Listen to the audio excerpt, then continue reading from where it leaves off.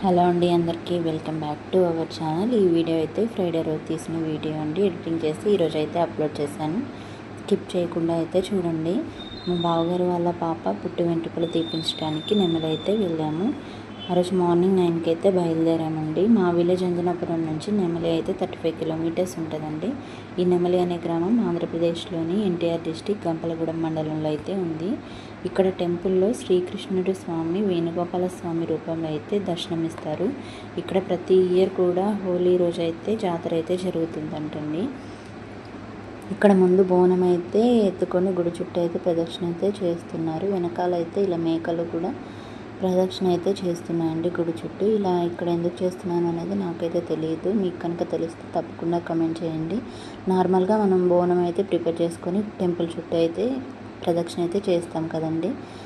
కానీ ఇక్కడ మేకలు కూడా వెనకాల ప్రదక్షిణ అయితే చేస్తున్నాయి టెంపుల్ చుట్టూ. తర్వాత పక్కనే అయితే బృందావనం అయితే ఉంది.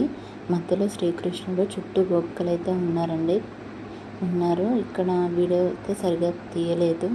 లాస్ట్లో పిక్ అయితే యాడ్ చేస్తాను. దాని పక్కనే రావి చెట్టు, వేప చెట్టు అయితే కలిసి పెరిగాయంటండి. దాని కింద అయితే రావి చెట్టు కింద అయితే సుబ్రహ్మణ్య స్వామి, వినాయక స్వామి అయితే ఉన్నారు. ఇక్కడ దీపం పెట్టి హారతి అయితే వెలిగించాను. పక్కనే గోశాల అయితే ఉంది. అక్కడ చుట్టూ గోవులు, మధ్యలో శ్రీకృష్ణుడు అయితే ఉన్నారు. అక్కడ ఫుడ్ డొనేట్ చేయాలనుకుంటే గోవులకి డొనేట్ చేయొచ్చు. తర్వాత పాలు పొంగించడానికి అయితే వెళ్ళాము. పాలు పొంగించి బోనం అయితే ప్రిపేర్ చేసిన తర్వాత అయితే వెంట్రుకలు తీయించడానికి అయితే వెళ్ళాము. ఇక్కడ వెంట్రుకలు తీయించి గుండు చేయించుకున్న తర్వాత పాపకి వెంట్రుకలు అయితే తీయించిన తర్వాత అయితే తిరుపతమ్మ తల్లి దర్శనానికి అయితే వెళ్ళాము. పెనుగంచి ప్రోలు. ఇక్కడ అమ్మవారు సాక్షాత్తు వెంకటేశ్వర స్వామి అనుగ్రహంతో జన్మించారు. ఆ తల్లికి చిన్న వయసులోనే పెళ్ళి అయితే జరిగింది. ఆమె భర్త పేరు గోపయ్య స్వామి. ఇప్పుడు ఈ టెంపుల్లో తిరుపతమ్మ తల్లి, గోపయ్య స్వామి అయితే దర్శనమిస్తున్నారండి. తిరుపతమ్మ తల్లి గురించి నాకు తెలిసిన కొన్ని విషయాలు అయితే మీతో షేర్ చేసుకుంటాను.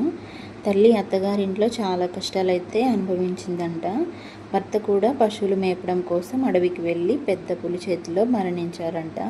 దానితో ఆమె సతీ సహగమనం చేశారు. అలాగే అప్పటి నుంచి పసుపు కుంకుమగా వెలిసి దేవత రూపంలో అయితే మనకి దర్శనమిస్తున్నారు.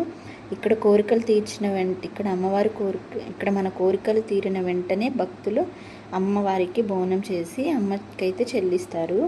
ఇక్కడ ఉన్న వేప చెట్టుకు సంతాన ముడుపు అయితే కడితే సంతానం అందుతుందని అయితే నమ్మకం అండి. ఇక్కడ ప్రతి ఇయర్ హోలీకి అయితే తిరుపతమ్మ తల్లికి, గోపయ్య స్వామికి కళ్యాణం అయితే జరుగుతుందంట.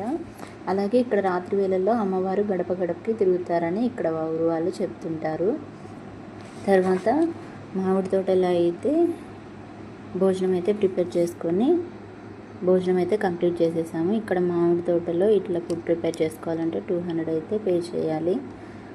200 or 300 పే చేయాలి. తర్వాత ఇంటికైతే బయలుదేరాము. ఇంటికైతే బయలుదేరే టైంకి అయితే నైట్ అయితే అయిపోయిందండి. ఈ వీడియో కనుక మీకు నచ్చితే కమెంట్ చేయండి. అలాగే నా ఛానల్ని సబ్స్క్రైబ్ చేయండి, కమెంట్ చేయండి, షేర్ చేయండి.